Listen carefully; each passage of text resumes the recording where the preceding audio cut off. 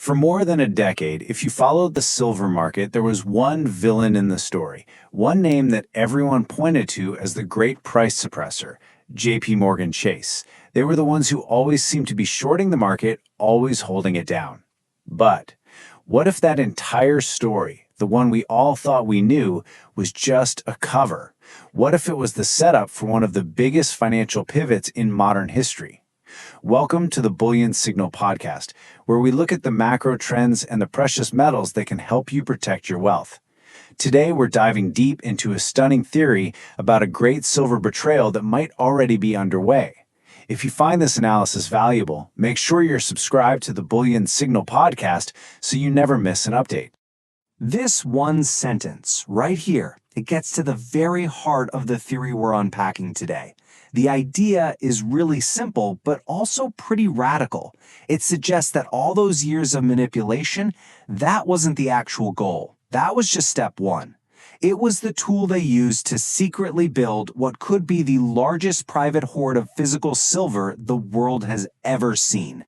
Now, before we explore that new theory, we have to start with the facts on the ground. We need to understand the old story, the one that everybody agrees on. For years, J.P. Morgan wasn't just a short seller in precious metals. They were the short seller.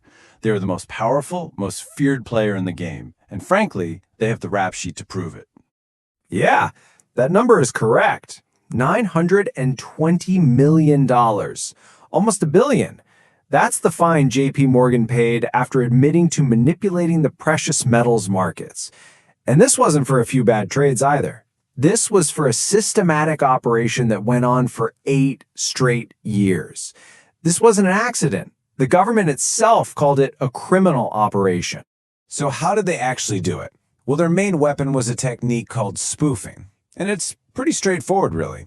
You place a gigantic order to sell silver, an order you have no intention of actually letting go through. But the market sees it, right? And it panics. The price starts to drop. Just as everyone else starts selling in fear, you cancel your giant fake order and you start buying for real at the artificially low price you just created. It's textbook fraud, and they got caught doing it over and over again. And what really tells you how serious this was is the language the Department of Justice used. They didn't just call it market manipulation. They labeled their precious metals desk a criminal enterprise. They even used the RICO Act to prosecute them. That's the same law that was designed to take down organized crime syndicates. We're talking about mafia-level charges here. That's the official story. And here, right here, is where the whole story pivots. For years, the common wisdom was that they did all this to help protect the US dollar, to keep a lid on precious metals. But this one question, it changes everything. What if keeping the price low wasn't the end goal? What if it was just part of a much, much bigger and far more profitable plan? And that question leads us directly to this new theory. The idea that the manipulation itself was never the real strategy. It was just a tool. A very effective tool that allowed them to execute a secret, long-term plan. A plan that could position them to make orders of magnitude more money than they ever could just by shorting the paper market. So here are the two competing ideas, side by side. On the left, you have the story that everyone's been told for years. But on the right, you have this shocking alternative. The theory that every time they used those spoofing tactics to smash the price down, it was nothing but a smokescreen. While the world was panicking and selling, they were on the other side of that trade, not just trading paper, but quietly, methodically, buying up the real physical metal. And when you think about it, the logic is brutally effective. Look, a player as big as J.P. Morgan can't just go into the open market and start buying hundreds of millions of ounces of silver. The price would absolutely explode, and their own buying would work against them. The only way you can possibly accumulate a physical hoard of that size is to do it in secret. You have to create the illusion of a weak market, you have to shake out all the nervous investors, and then you buy their physical silver from them at the very bargain prices that you helped create. Which brings us to the hoard itself. If this theory is true, we're not talking about some small speculative position. We are talking about a stockpile of physical silver so enormous that its existence could fundamentally change the entire global market. Just take a second and let that number sink in. 800 million ounces. To put that into perspective for you, that is nearly the entire amount of silver that is mined from the earth globally in one full year. And according to this theory, it's all controlled by a single entity. So you might be asking, where is all this silver supposed to be? Well, analysts who track this stuff believe it's pieced together from three main locations. There's a big chunk, about 150 million ounces, sitting right in their own COMEX-approved warehouses. Then there's an even bigger portion, maybe 350 million ounces, that they could have accumulated through their role as the custodian for SLV, which is the world's biggest silver ETF. And the rest, another 300 million ounces, is thought to be held in their private vaults over in London. Now, for some historical context, most people have heard of the Hunt brothers, who famously tried to corner the silver market back in 1980. They managed to get about 200 million ounces. Or how about Warren Buffett's big silver play in the 90s? That was around 130 million ounces. As you can see, JP Morgan's alleged hoard doesn't just beat them, it dwarfs both of them combined. We are talking about something that is completely without historical precedent. Okay, so that's the backstory. But why is this all coming to a head right now?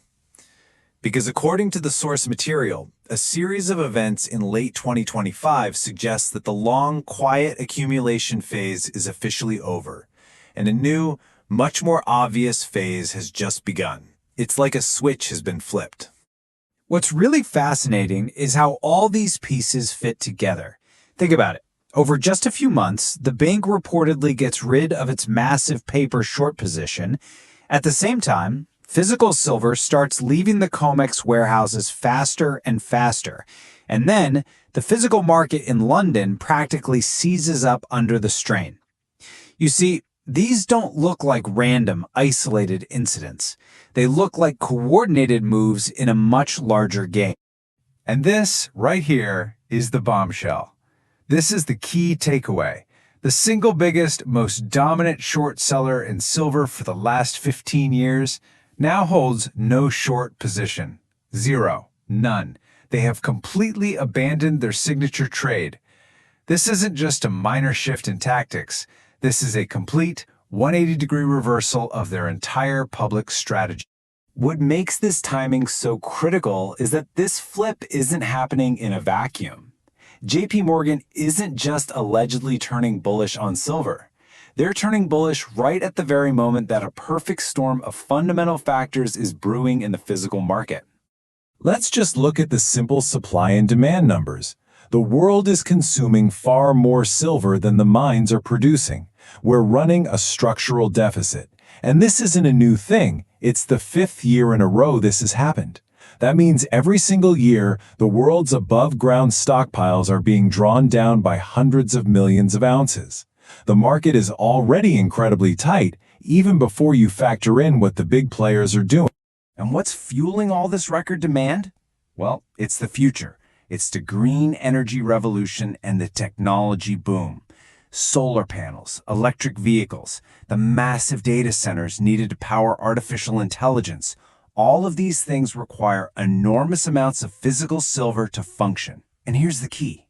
For these massive industries, the cost of silver is just a tiny part of their final product. That means their demand is what we call inelastic.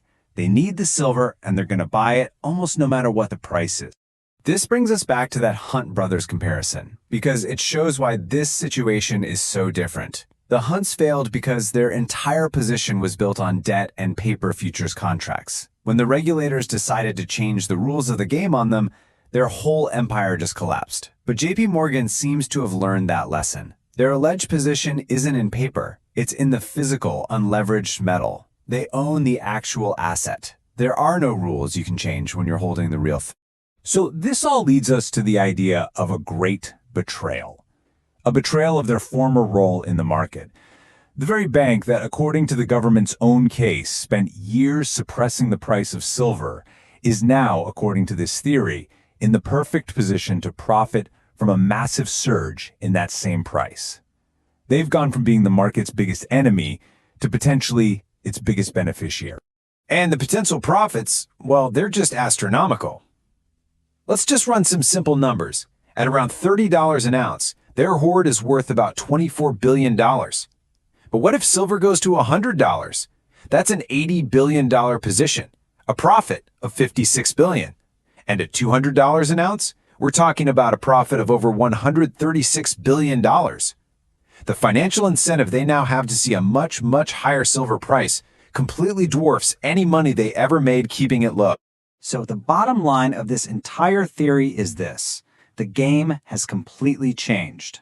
Phase 1, the era of suppression and quiet accumulation, is now over. And we have just entered Phase 2, the era of appreciation, the era where the goal is to profit from the very price surge that the world's fundamentals and their own massive position are set to create. And that really is the ultimate question this whole situation leaves us with. If this theory holds true, then JP Morgan has successfully pulled off one of the greatest market corners in financial history. But it makes you wonder what happens on the other side. After the price has made its historic run, what happens to the market when the biggest bull in the world finally decides it's time to sell and take those profits? That's the question we should all be thinking about. Thank you for tuning in to the Bullion Signal Podcast. If you found this breakdown helpful, please be sure to like, share, and subscribe to the channel so you can stay ahead of the next big move. And a final reminder, this content is for informational and educational purposes only. It is not financial or investment advice. You should always do your own research and take full responsibility for your own financial decisions.